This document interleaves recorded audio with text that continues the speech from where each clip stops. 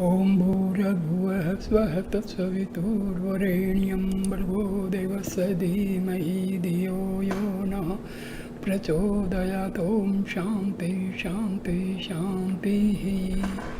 Namaskar my dear friends. In this video I am giving the brief biography of Swami Ram Das of Anandashram. Swami Ram Das, born Vittal Rao, 10th April 1884 and took Samadhi on 25th July 1963, was an Indian saint, philosopher, philanthropist, pilgrim.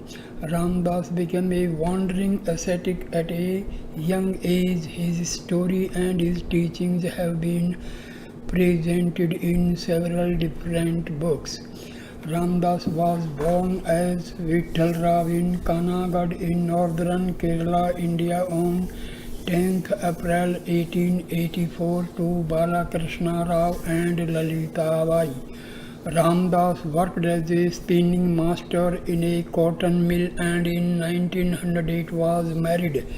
He experienced difficulties both in his financial pursuits and domestic life, leading him to seek relief from his circumstances. Ram Das began to chant Ram, a name used by Hindus to refer to an important deity. Soon afterward, his father instructed him to repeat the mantra Ram mantra, Sri Ram, Jai Ram, Jai Jai Ram. Ram Das then added the Om to each repetition, Om Sri Ram, Jai Ram, Jai Jai Ram, and he found the benefit at least threefold. He became detached from the material world and embarked on a pilgrimage, thereby taking on the name Ram Das and living on charity, though he never accepted money. His practice was to view the world as form of Ram and thus to see everything that might befall him as the will of Ram. His mantra practice also gradually became a round-the-clock practice. Ram Das was known for the always referring to himself in the third person, which is a common spiritual practice in Hinduism. In 1922, he met Ramana Maharshi. As a result of this, he went into his first retreat, living for 21 days in a solitude in a cave in Arunachala. Upon leaving this cave, he began claiming that all was Ram, nothing but Ram. After continuing to live as an itinerant for many years, his devotees established Anandashram for him in Kanagad, Kerala in 1931. The ashram worked to improve the living conditions of the local people and continues till present day to share Ram Das teachings. A list of Ram Das's well-known disciples including Mata Krishna Bai, Swami Satchitananda, Swami Muktananda, and Yogi Ram Surat Kumar. Ram Das took Mahasamadhi in 1963.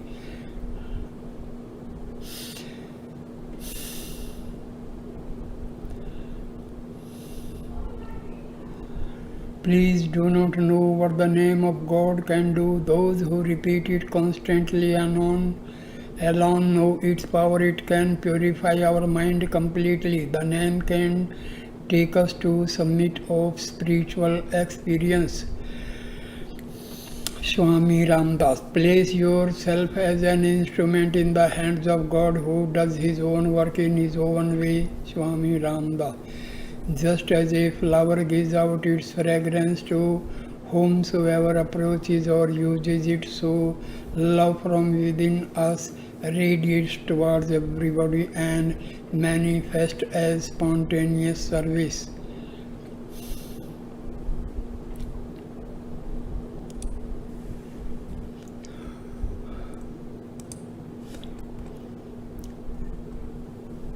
Swami Satchidananda disciple of Swami Ramdas, has given this information about his Guru.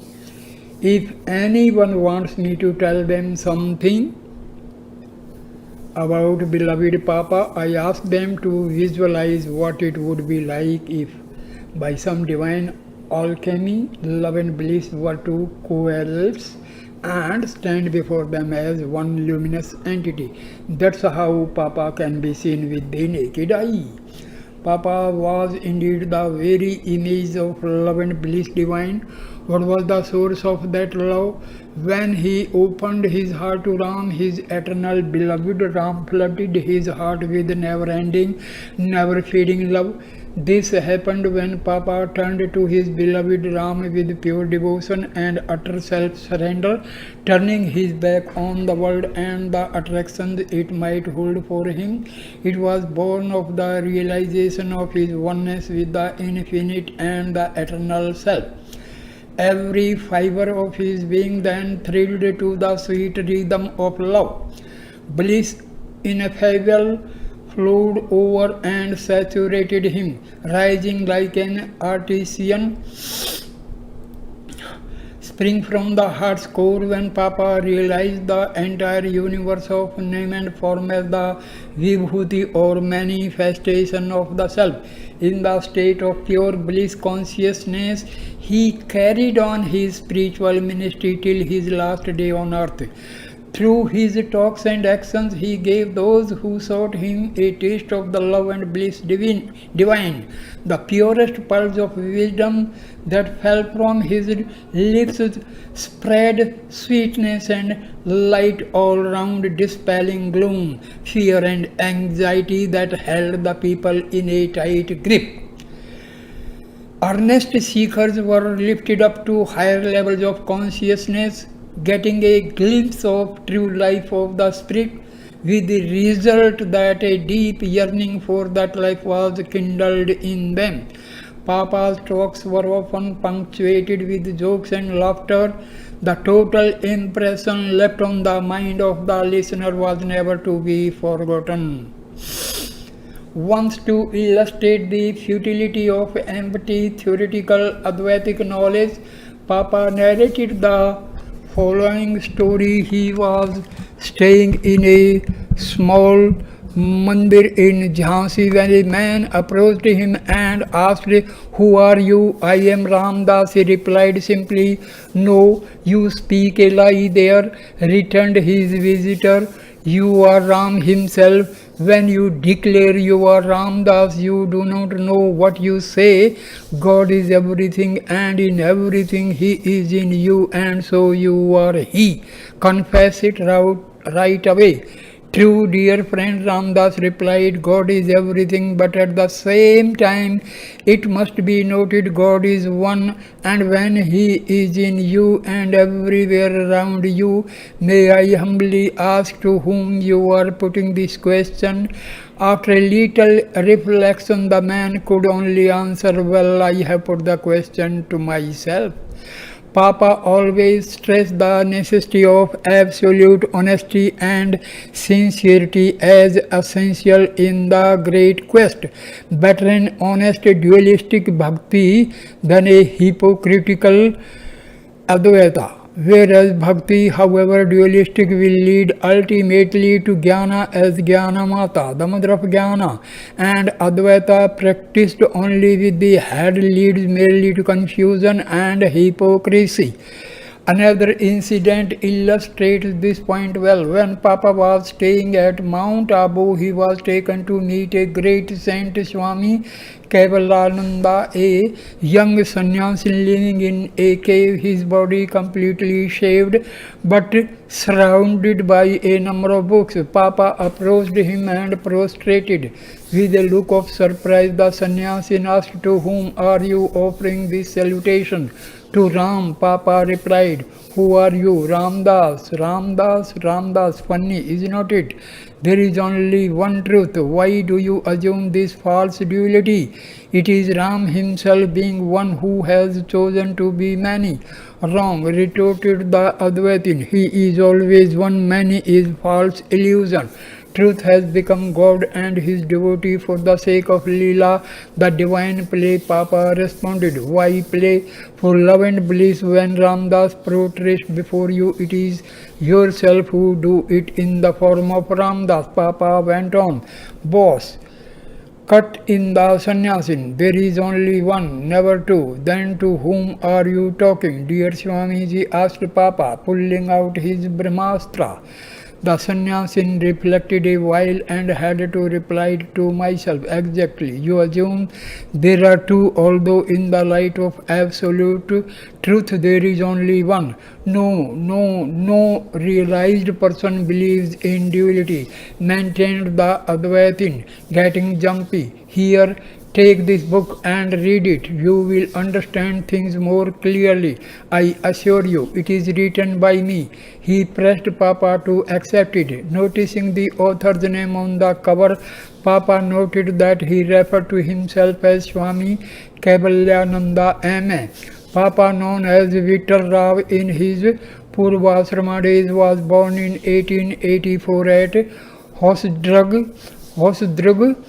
Kerala, to Sri Balakrishna Rao and Srimati Lalita Bai, a devout Saraswat couple. Papa lived the ordinary life of a householder until he was 36. During that time, he experienced many trials and tribulations from the worldly point of view, but in his case, they caused him to inquire deeply into the true meaning of life. A wonderful transformation was wrought in him, of which nobody had any inkling until he was suddenly fired with an intense wave of dispassion.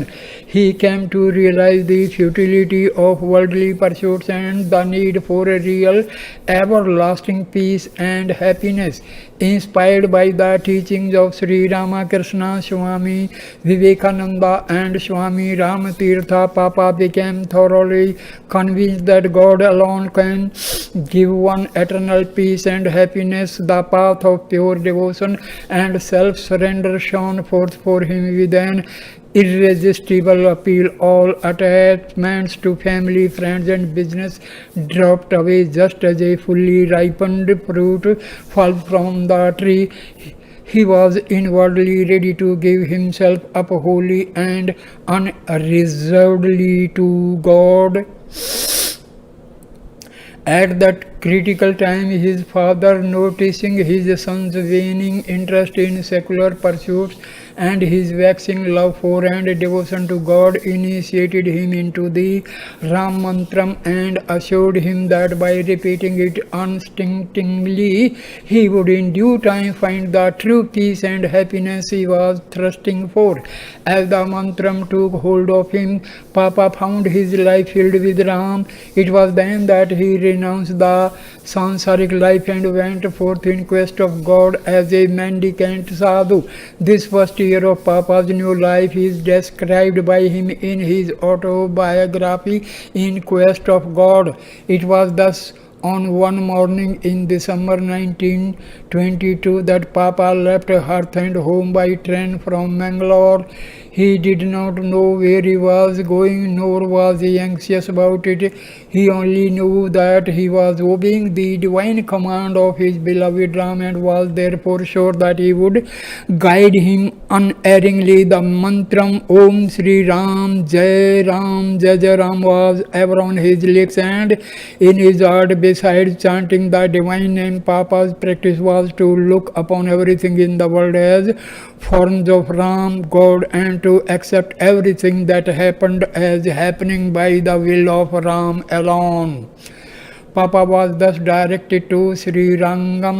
Here he bathed in the holy Kaveri, and after offering up his old white clothes to the sacred river, he donned the ochre robes of a sannyasin and underwent spiritual rebirth.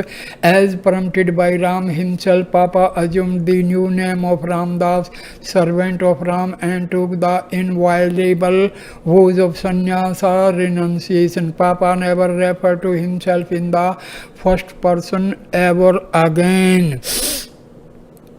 With the name of God constantly on his lips, Papa continued his travel in the company of itinerant sadhus. The journey took him to Tiruvannamalai, where he stood in front of Bhagwan Ramana and prayed for his grace. About this experience, Papa himself has said, "The Maharshi, turning his beautiful eyes towards Ramdas and looking intently for a few minutes into his eyes, as though he was pouring into Ramdas his blessing through those orbs, nodded his head to say he had blessed. A thrill of inexpressible joy coursed through the frame of Ramdas, his whole body quivering like a leaf in the breeze. In that ecstatic state, he left Maharishi's presence and went to spend nearly a month in a cave on the slopes of Arunachala in constant chanting of Ram Nam. This was the first occasion that he went into solitude. After 21 days, when he came out of the cave, he saw a strange, all-pervasive light. Everything was Ram and only Ram. Papa continued his travels, which took him to many parts of India, including the sacred shrines in the Himalayas, and then on to Bombay and finally back to Mangalore, where he spent 3 months in the Panch Pandava cave at Kadri. It was here that he had his first experience of Nirvikalpa Samadhi. About this experience he writes, "For some days his meditation consisted of only the mental repetition of the Ram Mantram. Then the Mantram having stopped, automatically he beheld a small circular light before his mental vision, which yielded him thrills of delight. This experience having continued for some days, he felt a dazzling light like lightning flashing before his eyes, which ultimately permeated and absorbed him. Now an inexpressible bliss filled every pore of his physical frame. When this state was coming on, he would at the outset become oblivious of his hands and feet, and gradually his entire body. Lost in this trance state, he would sit for 2 or 3 hours till a subtle awareness of external objects was maintained in this state. For 2 years from the time of the significant change which had come over him, Ramdas had been prepared to enter into the very depths of his being for the realization of the immutable, calm and eternal Spirit of God. Here he had to transcend name, form, thought and will, every feeling of the heart and faculty of the mind. The world had then appeared to him as a dim shadow, a dreamy nothing. The vision then was mainly eternal. It was only for the glory of the Atma in his pristine purity, peace and joy as an all-pervading, immanent, immortal and glowing spirit. In the earlier stages, this vision was occasionally lost, pulling him down to the old life of diversity with its turmoil of like and dislike, joy and grief, but he would be drawn in again into the silence and calmness of the spirit. A stage was soon reached when this dwelling in the spirit became a permanent, unvarying experience with no more failing off from it, and then the still more exalted state came on. His hither inner vision projected outwards. First a glimpse of this new vision dazzled him off and on. This was the working of divine love. He would feel as through his very soul and expanded like the blooming of a flower, and by a flash as it were enveloped the whole universe, embracing all in a subtle halo of love and light. This experience granted him a bliss infinitely greater than he had in the previous state. Now it was that Ramdas began to carry out Ram is all, it is he would instinctively go into solitude. When it was present, he freely mixed in the world, preaching the glory of divine love and bliss. With this externalized vision, Ramdas' mission began. Its fullness and magnificence was revealed to him during his stay in the Kadri cave, and here the experience became more sustained and continuous. The vision of God shone in his eyes, and he would see none but him in all objects. Now wave after wave of joy arose in him. He realized that he had attained to a consciousness full of splendor, power, and bliss. In his accounts of his travels and dealings with the devotees, humor was never far from Papa's lips. Always a keen sense of proportion leveled the absurd to the mundane and raised the mundane to the sublime. Once Papa was rambling aimlessly through a bazaar, not begging, indeed indifferent to food, as he was on a water fast. "Who is that man?" a passer-by enquired of a merchant. Pointing at Papa, the merchant replied, tapping his temple, "He is half-cracked." Papa, overhearing the remark, went up to them to correct the merchant's words. "No, brother, not merely half correct, why not say full correct, which is the truth?" So saying, Papa passed on his way. Any doubt about Papa's sense of proportion is washed away completely by the boot kick puja episode. Papa had been staying at Limdi, where he was being sumptuously looked after and treated with his utmost respect. Every day more than 100 people came for his darshan and satsang.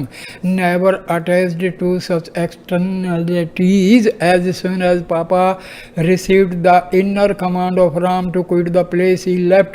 The tedious train ride was broken at several places by a change in trains. One occurred at about 10 at night. Entering a third-class carriage, Papa found that it was very full, and everyone was lying down at full length on their bedding, leaving no room for any other passenger. Somehow, however, Papa found a perch at the feet of a particularly short passenger. At the next station, a number of new passengers poured into the carriage.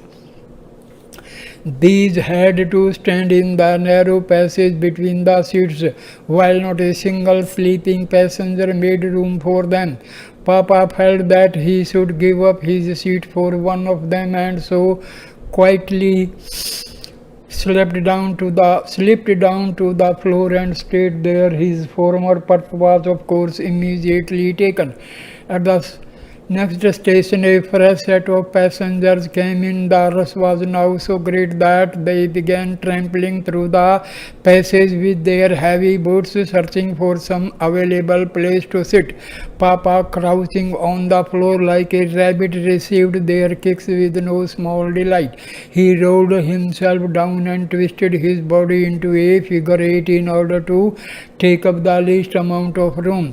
Station after station, new passengers came in. They crowded the passage to well nigh suffocation point. Some of the sleeping passengers were even forced to sit up, so Papa was treated with boot kicks from all four sides. Seated passengers had to knock against him when changing the position of their legs. The ones standing in the passage added their share whenever they were shoved. Papa's only covering was a single cloth from head to foot. He looked into unlike a cloth bag on the floor. Reflecting upon the situation, Papa said to himself, "Ramdas, only a few hours ago you were receiving puja worship at the houses of several devotees with flower garland, sandal paste and aarti, waving of lights. That was one kind of puja. Now here you are immediately afterwards getting another kind with boot kicks. Where is the difference? Is there any less ram in one than in the other?" And so Papa went on chuckling to himself throughout the rest of the journey. He traveled all over India many times during the next few years and finally settled down in a small ashram built by one of his devotees at Kasargod, Kerala. It was here that Mother Krishna Bai had his darshan and decided to dedicate her life to his service. Mother Krishna Bai tells of her own life and realization in her autobiography, Guru's Grace. By God's will, circumstances caused them to leave Kasargod and settle down in Kanagad, where the present Anand Ashram was founded in the year 1931. This ashram became a field for them to put into practice the universal love they had gained as a result of their universal vision.